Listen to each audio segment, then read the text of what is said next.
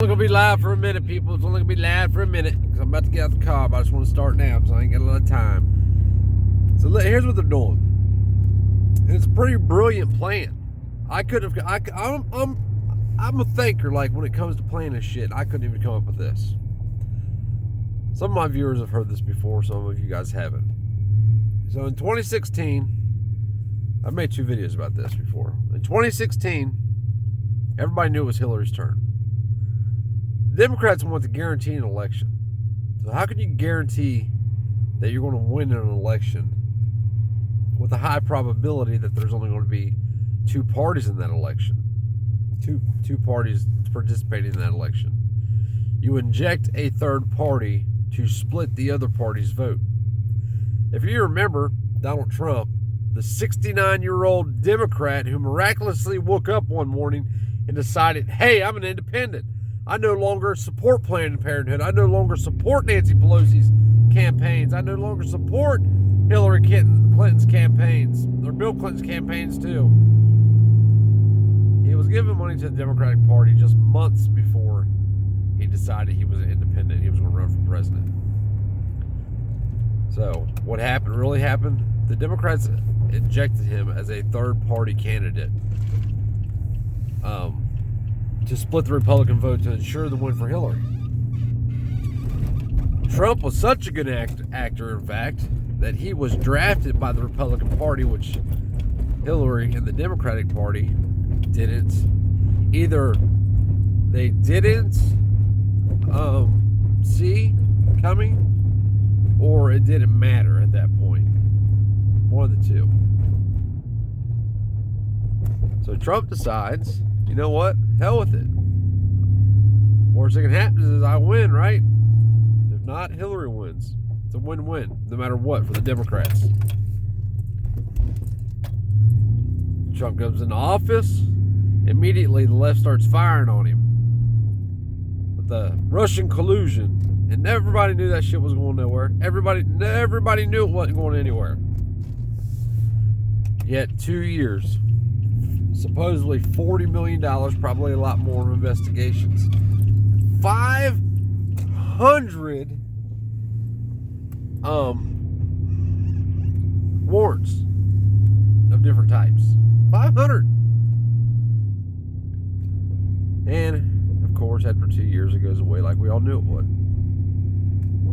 And then immediately, they impeach him right after that, right? And everybody knew it didn't matter what the House did, because the Senate wasn't going to convict him. So they wasted another however long on that. Whole presidency taken up by scandals. All the while, Trump standing on stage screaming, "This 8-year assault on the Second Amendment is over." Well, there really wasn't. Compared to what Trump's done, there wasn't an 8-year assault. Yeah, Obama did some shit. Obama signed the military surplus import ban. Yes, he did. He did some other things too. They tried to get rid of MA-55 ammo. He did some other things. But nothing like Trump did against the Second Amendment. And when I say against the Second Amendment, I'm not talking about our rights. I'm talking about the restriction on government. And the whole time, it's been a show. Polarizing you. Pushing you further to the right. Pushing them further to the left. You know, if you walked into a bar, you got an older brother and older sister, and you walked into a bar, your mom, you walk into a bar, unless, well, I don't want to say that, it's something terrible to say. Just anybody, somebody that you care about that's close to you, your family member, whatever. And no matter how wrong they are, you will fight to the death for them. And that's what they did. They polarized the country so bad. That's how most people that are stuck in the paradigm feel about their political choice. They've been driving this wedge between us, and driving it and driving it and driving it. And that's what they're doing now. They're driving a wedge now. My guess would be to try to provoke a reaction out of the right, because what that reaction will do, if they, If you want to react, or if the right reacts and they just dip their toes in the water, it's enough to fully push in what the socialists want. And that's what Trump is. He's a socialist. If you look at everything he's done, he's a socialist. I would have thought for sure. You know, I get it if people didn't see it, because people don't pay attention to what goes on, what actually goes on. They pay attention to what's said to them on stage, on the TV, and on YouTube. But before the C virus, I would have understood if people didn't see it to a certain degree. Once they